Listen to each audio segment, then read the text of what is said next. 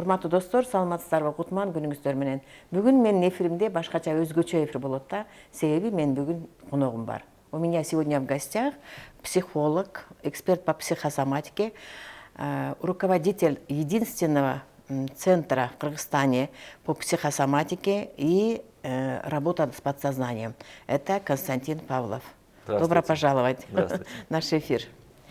Я просто хочу немного рассказать про вас, как я познакомилась с вами. Это было где-то год назад, да, по-моему? Год назад я очень сильно болела, тяжело перенесла ковид. Я 6 дней лежала в реанимации, месяц лежала в больнице. После этого никак не могла прийти в себя. Я просто потеряла себя. Я забыла даже, как я вообще, какой я была. И вот это внутреннее состояние вообще другое, чужое было. И постоянно меня преследовало страх от смерти, да, потому что я почти видела своими глазами, чувствовала, как я вообще уходила. Поэтому вот этот панический страх меня постоянно преследовал. И от этого страха я никак не могла избавиться. Что только не делала, кому я ходила, кому только я не ходила, но все равно вот это состояние оставалось. И, как вы знаете, что мой такой многоуважаемый наставник Арслан Мекененбаев, который именно ведет тренинги в Кыргызстане, и именно по роду он единственный тренер. Я обучалась у него в течение почти 7-8 лет, по-моему. Я обучаюсь у него и провожу его же темы именно на кыргызском языке. И благодаря моему наставнику, и вот я нашла Константина, он предложил мне, он был в Москве, и я позвонила и познакомилась, и ждала его приезда. И наконец-то, когда он приехал, очень обрадовалась. Я знала, что вы только можете решить мои проблемы, потому что я видела, чем вы занимаетесь, ваши тренинги, и появилась надежда. И вы приехали, я попала на ваши работы с подсознанием и получила не то, что лечение, я и получила обучение. В течение недели я и лечилась, вот этот, именно паническая атака у меня прошла, наконец-то. Я успокоилась, столько эмоций. В течение недели я, не переставая, плакала. Я не знаю, откуда столько было слезы, да, столько были столько эмоций. Но наконец-то я избавилась, и благодаря вам я пришла в себя. Я благодарю за это лечение, благодарю за это обучение. И вот решила вас сегодня пригласить на мой эфир. И коротко вы рассказали о себе, о своих знаниях, поделились с моими же подписчиками, моими друзьями. Вот у меня такой вопрос, Константин. Сейчас так модно говорит слово психосоматика, да? Вот, про психосоматику. Вы же именно специалист по психосоматике, да? Я тоже попытаюсь сейчас именно на эту тему больше говорить темы свои и работать с психосоматикой. Но вы уже специалист, потому что я ваша ученица. И вот, хотела спросить у вас, можете рассказать про психосоматику поподробнее? Да, спасибо, Алена, за этот вопрос. Я уже психосоматикой вообще занимаюсь более 5 лет. И это отдельное направление в психологии, которое находится на стыке между медициной и, собственно, психологией. То есть психосоматика – то, что объединяет психику и тело. И я пришел в эту дисциплину так же, как и вы. Да, у вас был запрос про паническую атаку, а мой запрос был про онкологию ребенка. Да, у моего старшего ребенка была онкология. И врачи не знали, что делать. Я проходил диагностики в разных странах мира, консультировался и не мог получить необходимую степень поддержки, консультации. То есть никто не знал, что делать. И вот в этой точке, я бы сказал, точки тупика я пришел и открыл для себя психосоматику как удивительную науку, благодаря которой можно выздоравливать в ряде случаев без лекарств, в каких-то случаях вместе с медицинской помощью, но это будет происходить очень эффективно и быстро, и не будет рецидивов. Вот психосоматика – это про то, как влияет наша с вами жизнь на наше тело. Если в моей жизни что-то не так, я чем-то не удовлетворен, то мое тело мне подскажет, оно будет помогать мне. И вот с точки зрения психосоматики, вот тоже хочу к зрителям обратиться, не существует болезней. Это все есть адаптация. Адаптация моего тела под те жизненные обстоятельства, в которых я нахожусь. И у нас сегодня будет еще такая тема по работе с подсознанием и как это связано с родом, да, потому что вот у вас есть учитель по родознанию, вот сейчас я как учитель по работе с подсознанием, вот как родознание и подсознание объединяются. И я рассказал, как я пришел через тупик. И вообще тупики это очень волшебное, что происходит в нашей жизни. Именно в тупиках мы можем выйти на совершенно другой уровень. Надо полюбить тупик, да? Да, нужно полюбить тупик. И принять, полюбить тупик. Так же, как вы, да, прошли там лечение, не могли никак выйти из этого состояния, был тупик. Но этот тупик означает, что вы уперлись в стену, и теперь нужно просто подняться и идти дальше. Вот что такое тупик. Психосоматика, вот говоря простым языком, это какая личная история, наша личная история стоит за конкретным заболеванием. Да. Это почти наша жизнь, да? Просто она где-то останавливается, нету выхода, а все равно это будет развитие, да? Развить, наоборот, еще больше развития личности. Так, да, можно еще добавить. Да. Многие люди спрашивают, как вот можно, какой следующий шаг сделать, вот как мне дальше развиваться, что мне делать, что прорабатывать. Они исследуют это, рисуют какие-то карты, там, метафорические карты раскладывают, выявить свой запрос на жизнь. Я сторонник практичности. И, на мой взгляд, как эксперта по работе с подсознанием, в нашем теле, наше тело это и есть подсознание, уже содержатся все эти вопросы, какие там у нас задачи ближайшие. И это проявляется в виде конкретных заболеваний. Поэтому, когда мне человек приходит ко мне на консультацию, и мне просто называют то, чем он болеет, или болеет ребенок, и для меня сразу понятна зона роста этого человека. То есть в какой тупик он уперся. Куда идет, да, уже? Вот буквально сегодня у меня была консультация, пришла женщина с запросом высокий уровень тромбоцитов в крови, то есть густая кровь. И это, кстати, очень частый симптом вообще в Центральной Азии. Что в Казахстане, что в Кыргызстане. У очень многих людей густая кровь. А что это означает с точки зрения психосоматики? Ведь психосоматика это очень логичная наука, она биологичная. И вот если мы, чтобы ответить на этот вопрос, нужно вспомнить, для чего нужны тромбоциты. Да, когда, например, поранились, течет кровь. Тромбоциты нужны, чтобы кровь перестала течь, чтобы кровь свернулась. Тромбоциты обеспечивают вязкость крови, склеивание. И когда человек очень сильно хочет, чтобы его клан или род был соединен, но он по каким-то причинам начинает рассыпаться. Не знаю, потому что время такое сейчас, когда семейные традиции там начинает угасать, да, люди начинают отходить от семейных традиций, то вот старожилы, да, предки, они очень переживают по этому поводу. Они хотят удержать своих потомков в клане, в роду. Чтобы они объединились, да? Да, чтобы они объединились снова. И так как в реальности у них не получается это сделать, тело начинает помогать. Да? Тело создает специально густую кровь, как символ того, чтобы объединить своих потомков. И вот сегодня у меня как раз была женщина на консультации, вот ей 55 лет, ей поставили диагноз рак крови. Просто потому, что у нее тромбоциты намного выше нормы. Но опять, вот это слово «норма», это же средняя температура всего лишь по больнице. Важно, вот если взять, собрать людей, всех, кто переживает за свою семью, что она распадается. Вот у них у всех будут тромбоциты высокие, и у них своя норма будет. Поэтому нет нормы абстрактной. Норма всегда она в контексте наших переживаний. Если мы хотим, например, наоборот, можем не хотеть кого-то слышать. Вот мы не хотим слышать вот эту ругань, эту критику, тогда наш слух ослабевает. Или появляется звон в ушах. Звон, потому что мы сами хотим этого. Мы же сами приглашаем болезнь, да, что мы не хотим слышать, представьте. Да, и наше подсознание, наш мозг за нас, он помогает снизить нам уровень страданий. Наши приказы только выполняет, да, наши желания. Да, наша тема работы с подсознанием, и как мы работаем с подсознанием? Через установки, через убеждения. И вот самые сильные установки мы произносим себе сами. Например, «не хочу я тебя видеть». Вот мы можем просто в гневе так сказать.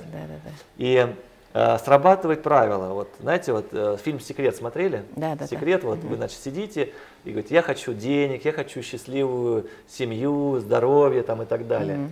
Но открою еще один секрет. Вот так это не работает. Вот чтобы установка сработала, там должен быть клей. То есть установка должна как бы приклеиться к вашему подсознанию. Почему, когда вы, допустим, ссоритесь с кем-то, что-то говорите, и оно сбывается? Потому что там есть сильный эмоциональный заряд. Вот эта эмоция и является тем клеем. Энергия, да, энергия. Не хочу тебя видеть. И гнев помогает вам эту установку принять. То есть любого рода эмоции, вот так я работаю с подсознанием, и помогаю людям войти в какое-то эмоциональное состояние. Ну, это может быть разное, это может быть и гнев, может быть вина, может быть радость или смех. И главное поднять эмоцию. Эмоция, и вот да, на это... этой эмоции можно создать какую-то позитивную установку для его подсознания. На деньги, на здоровье, на Вселенная взаимоотношения. реагирует на эмоцию очень сильно, да, очень сильно. Поэтому если мы хотим что-то пожелаем или там не хотим, это значит эмоции больше, да, работает. Очень интересно, вот про тромбоциты я тоже сейчас начинаю изучать, вот после ваших обучений про психосоматику, но про тромбоцит, что она связана с родом, я действительно не знала. Видите, как это вот интересно. сейчас вы сделали для меня открытие. А вот сейчас еще одно открытие, что символ рода в нашем теле – это кровь. Наша кровь – это и есть род. И разные интересно. клетки крови отражают отношения с разными членами рода. То есть есть, допустим, лейкоциты – это белые клетки крови. Они символизируют наше взаимоотношение с материнской линией, с женщинами в роду. Например, такие заболевания, как лейкемия, лейкопения, рак крови, вот именно связанные с лейкоцитами. Это означает, что нарушена либо иерархия женщин, либо женщины прессуются и не воспринимаются мужчинами в своем роду, унижаются, обесценивание происходит. И потом потомки страдают заболеванием, связанным с лейкоцитами. А красные клетки крови, эритроциты, это уже мужской символ. Да. То есть это когда уже, как работает, женщин подавляли в прошлом, девочки вырастают, не хотят как раньше, становятся сильными. И теперь мальчики становятся слабыми, и мальчики начинают болеть с болезнями, связанными с эритроцитами. То есть вот так интересно, просто по анализу крови, по биохимии уже можно сказать многое о человеке и его отношениях с своим родом. Да. Это очень такая интересная, оказывается, тема. Действительно, для меня сегодня стало открытием, потому что именно у меня же работа именно с родом, а теперь род именно соединить с психосоматикой, это будет, мне кажется, очень шикарный результат. Да. Это будет для всех открытие, потому что мы вообще работать с родом уже забыли, да, вот в какой-то мере, оказывается, вообще мы перешли на материальный мир, на духовный мир и на вот именно связь с родом. Вот я же провожу много тренингов, и для очень многих людей это открытие. Узнать про род, да, и еще вот про обиды родителей, например, да, или там 7 поколений у нас, например, 7, у кыргызов есть такое 7 родов, да, и даже в комментариях я читаю иногда, люди даже не принимают, даже мои знания, говорят, о чем-то она вообще говорит, откуда эти такие знания, без этих знаний жили, придумывать что-нибудь, чтобы лишь бы заработать деньги, представляете, даже, оказывается, про свой род даже не знают никаких знаний. А тут именно болезни, особенно вот эти онкологические заболевания, что связано с родом, это действительно будет открытие. Вот с точки зрения психосоматики у нас могут болезни возникать в зрелом возрасте, да? И часто это уже наш собственный опыт какой-то, наша личная история. А бывает болеют дети. И вот многие мамы, папы спрашивают, обращаясь мне там в Инстаграме, ну ребенок-то почему болеет? Ну он еще ничего не сделал, не знаю, может несколько месяцев или пару лет. А вот это уже родовая история. То есть когда уже поколениями какая-то ситуация не решается, то приходит ребенок, который своей болезнью показывает, какое нарушение в родовой системе. Вот вы сказали там про то, что на чем только не зарабатывают, да? И на традициях в том числе. Я обычно говорю, что слово «семья», оно всем понятно. Как, кстати, по-кыргызски семья? Люблю. Вот. А по-русски семья. То есть что такое семья? 7. 7 я. Да. То есть это как раз 7 это поколений. 7 поколений и я, да? 7 поколений и я. Я, получается, вот, значит, 7-й. И образ семьи в русской традиции это матрешка. Матрешек 7 штук. Именно 7, да? Именно 7. Это и есть символ рода. То есть матрешка это символ рода. И каждая матрешка, вложенная в другую, она подобна предыдущей. Да, Вот да, да, точно они так же. похожи, да, точно такой же, Вот да? точно так же происходит и в родовой системе. То есть есть большая матрешка, это наши предки, и вот там маленькая-маленькая вот доходит до нас. И получается, И не если... 8, и не 9, да, и не 6, да? Да, именно Да, 7. да, И да. 7 это очень важное число. Интересно. Это вообще число Бога, именно 7. Вот. И как работает матрешка? Если вот у большой матрешки она внутри будет неровная, то есть какой-то изъян, бугорок какой-то, то все последующие матрешки тоже Тоже так же вынуждены будет. иметь этот бугорок. И здесь я хочу рассказать про родовые сценарии. То есть есть род и есть моя жизнь. И часто я думаю, что я делаю сам свои выборы в жизни. На ком жениться, какие отношения выстраивать, какую работу выбрать. Но по факту этот выбор зачастую уже сделан. И он сделан не мною. У меня была на прошлой неделе девушка, перфекционист, врач. Она уже врач в 3-м поколении. Я ее спросил, когда ты решила стать врачом?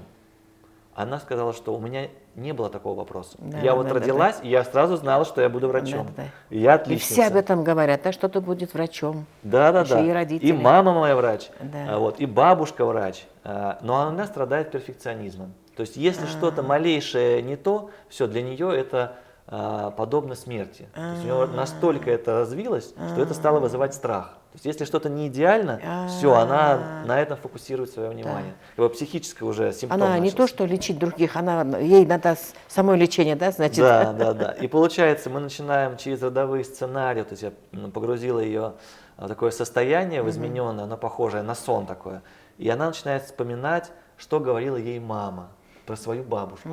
Да, и она вспомнила, что бабушка работала хирургом. И бабушка, когда только начинала работу, она сделала операцию и ошиблась. И человек умер. Вот видите, вот это Человек осталось, умер. да, значит? Да. И это как раз эта выемка, которая была вот в том поколении. Потом мама стала врачом, чтобы исправлять ошибку бабушки. Поэтому она лечит людей и тоже хирург. Вот. А эта девушка, она уже в околомедицинской сфере, она торгует медицинским оборудованием, но у нее от того следа остался перфекционизм. И вот так, пока она не смогла осознать, Болезненно ошибаться, да? она продолжала вот находиться в этом состоянии. И выход из ее состояния был один вопрос. Как ты можешь своим перфекционизмом спасти того человека, который тогда умер? Всё, один вопрос, вот зачастую один вопрос, Все, да? помогает человеку излечиться. Да. Сразу главное, люди понимают, да, почему так получилось. Да. И вот я как раз хотела добавить сюда. Врачи же тоже же, все вроде бы верят врачам сейчас, да, некоторое большинство, а не верят тренерам, психологам, да.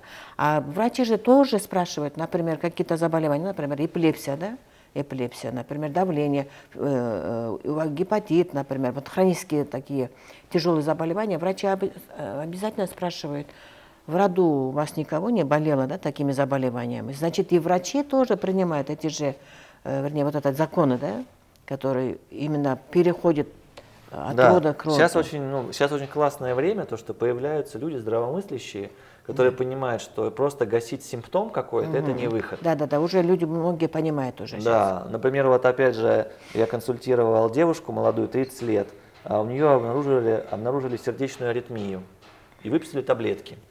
Она замужем, детей нет. И у нее постоянная аритмия. Она пьет таблетки, ритм возвращается нормально. И вот она полгода пьет таблетки, ходит по врачам, к своему врачу, и врач наконец говорит: слушай, похоже, мы не можем ничего по анализам найти. Похоже, у тебя что-то психологическое. Обратись к психологу. Вот, она ко мне обращается, я один вопрос ей задаю. Сердце – это символ дома. Символ дома. Где твой дом? И она начинает плакать, потому что в ее жизни нету дома. Она постоянно скитается по разным странам. И у нее нет своего очага, где бы она могла вот создать гнездо, создать потомство. Вот она потеряла свое сердце как будто бы, Потеряла свое сердце. Да. Вот так просто можно, зная психосоматику, очень быстро находить зону роста человека. Вот что ему нужно именно проработать. Вот те же такие серьезные заболевания, которые вы назвали, такие как эпилепсия, например. Да, это мышечные сокращения постоянные. Это тоже имеет свой смысл, биологический смысл. В чем? Ну вот представьте, я возьму вас за руку, да, вот так вот, и буду крепко держать, а вам хочется вырваться. Ну, рано или поздно да, он да, хочет, да. а я не буду отпускать. И вы не сможете вырваться, потому что я буду крепко держать. Тогда получается, чтобы вам вырваться, вам нужно свои мышцы сделать сильнее. И вот этот симптом, который возникает у эпилептика, это психика запускает стратегию вырваться из западни. То есть я застрял. Мне надо выйти, да? Надо Освободите выйти, меня, да? выбраться. Освободите меня, да? Да, освободиться от того, что меня держит. И от того, как проявляется этот эпилептический припадок, можно прочитать этот припадок и понять, вот с кем это связано, с папой или с мамой, или связано. И разрешить этот конфликт в семье. Чтобы ребенка можно бесконечно пичкать этими препаратами. Таблетками. Но пока атмосфера в семье есть, где, например, папа не дает маме движения, контролирует ее, то ребенок пытается вырваться как бы, за маму, за свою. Даже не он сам. Он сам даже ни при чем, да, Он не здесь? осознает. Вот. Так работает Вот родовая так, вот так система. интересно, да? Потому что наши дети хотят, чтобы мы жили как родители. Поэтому они готовы болеть за нас. Чтобы мы опомнились, что мы думали, осознали, да? Где-то. Чтобы мы выжили. Да. Просто чтобы мы выжили. Потому что для ребенка, если родитель умрет, то он сам умрет. Поэтому дети помогают нам, родителям, выживать. Очень интересно. Я думаю, наши подписчики сейчас вообще в шоке, ну, немного, да, услышать такие информации. Очень интересные, да, я даже, мне самой даже было интересно, открытием почти стало. Константин, у меня именно очень много эфиров насчет обиды на родителей. Некоторые мои слушатели понимают про это, про обиды, да? Некоторые вообще не принимают, что как можно обижаться на родителей, да? Вот одна сторона думает, как можно обижаться на родителей, одна сторона говорят, я обижаюсь на родителей.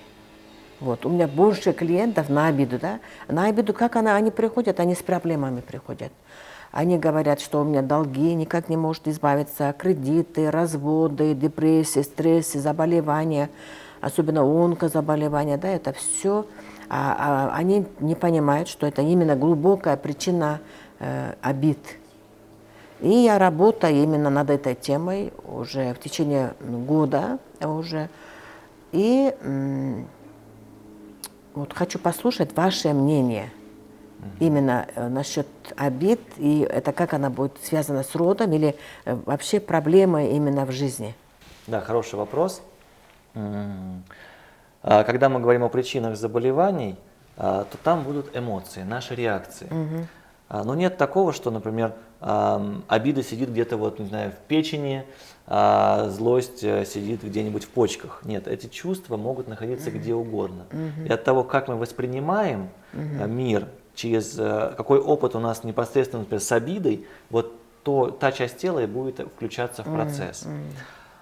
Чтобы порассуждать на тему обиды, для начала давайте дадим ей определение. Что же такое обида?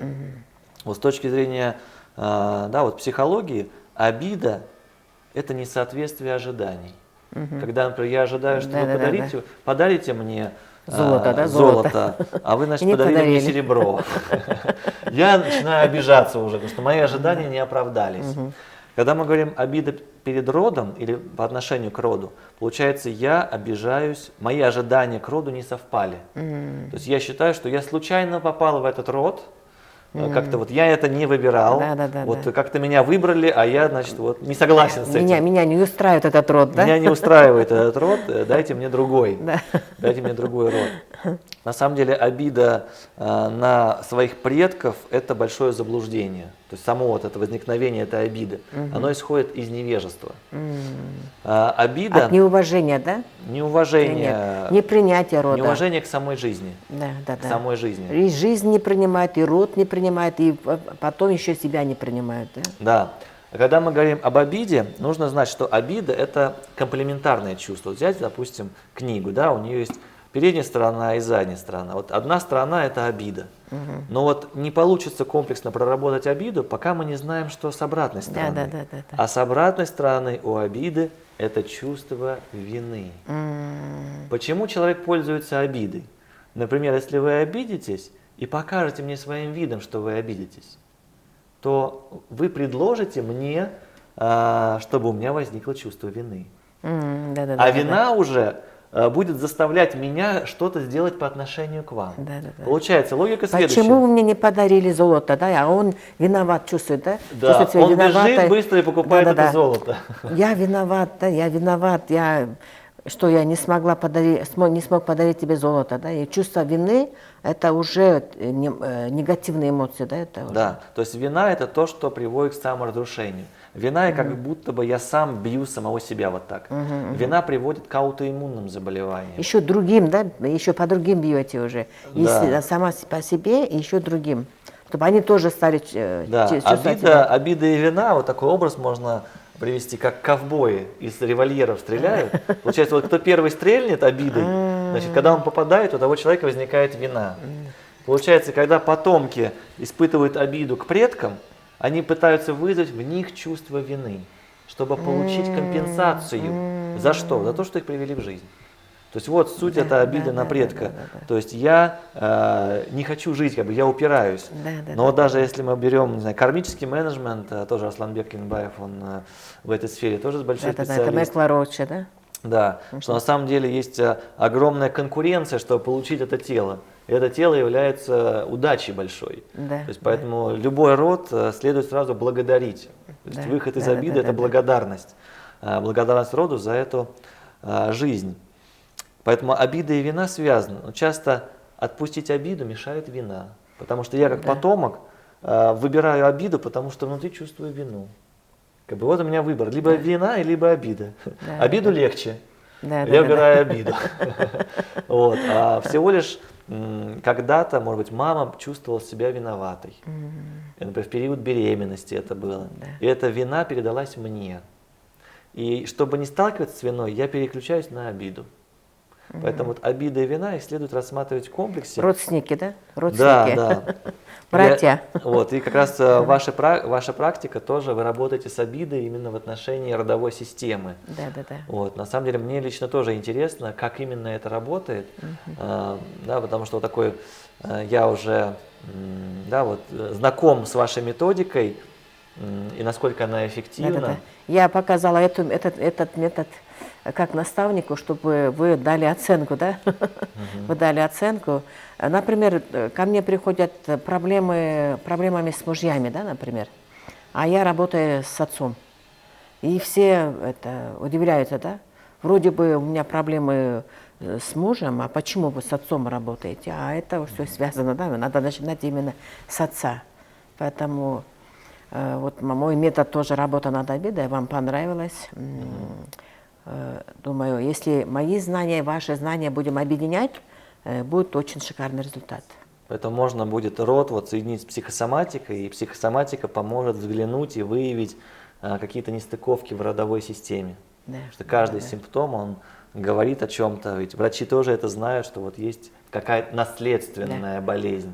Вот наследственная с нашей точки зрения, вот с точки зрения этого эфира, это не гены, это родовые сценарии, какие-то родовые проступки кто-то совершил когда-то, и потом расплачиваются потомки. Да. А недавно у меня одна слушательница сказала, с почкой, она попала с почкой, проблемами с почками, и врач, оказывается, сказал, что у вас есть страх. Я так удивилась, думаю, как хорошо, что наши врачи тоже, оказывается, сейчас занимаются психологией, это, конечно, радует, что люди связывают именно психологией, и это будет результат, лучший, да, будет результат. Да. И поэтому, дай Бог, чтобы все наши врачи тоже изучали и работали с психией. Я провожу, помимо того, что я сам консультирую, у меня есть образовательный центр здесь, я помогаю людям научиться и освоить вообще психосоматику, на бытовом уровне, то есть чтобы мамы могли помогать своим детям.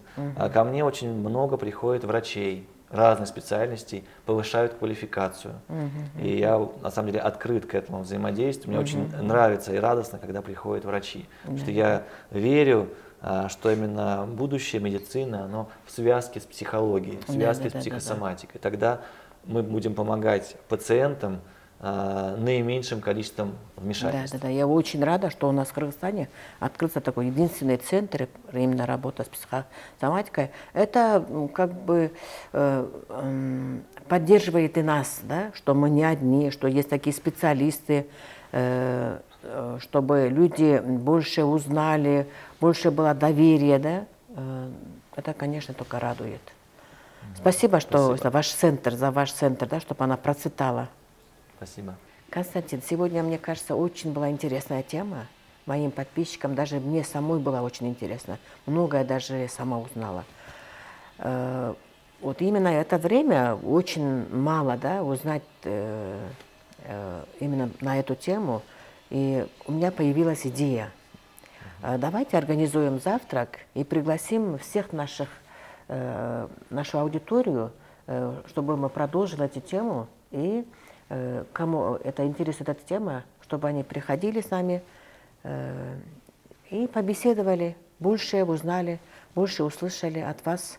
Да, я согласен. Давайте объединим наши аудитории. От вас информацию, да, или знания. Да, Давайте. да, объединим нашу аудиторию, чтобы люди могли прийти, задать вопросы мне, вам, чтобы это был такой формат непринужденной дискуссии, вот, общения. Мне кажется, будет очень интересно. Поэтому, уважаемые наши подписчики Константина и мои, мы вас приглашаем на завтрак. Если эта тема кому-то была интересна, мы можем продолжать и побеседовать с вами.